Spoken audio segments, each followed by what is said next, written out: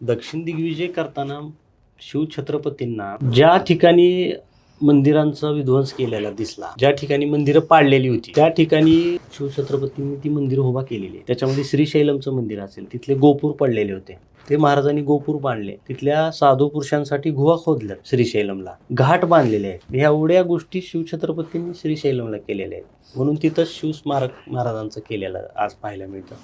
आणि त्याच श्रीशैलमच्या त्याच गोपूरमध्ये शिवछत्रपतींचं शिल्प पाहायला मिळतं, जे की श्रीशैलमची महादेवाची पूजा करताना दाखवलेलं आहे. आणि श्रीशैलमच्या आरतीमध्ये शिवछत्रपतींचा उल्लेख येतो त्या कन्नड आरतीमध्ये, म्हणजे त्यांना एवढं दैवत्व दिलेलं आहे. तसंच एक मंदिर होतं अरुणाचल, तिथला दीपोत्सव बंद पडला होता, त्या मंदिराची विटंबना झाली होती.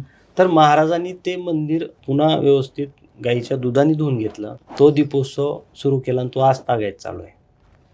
अशी अनेक मंदिर आहेत.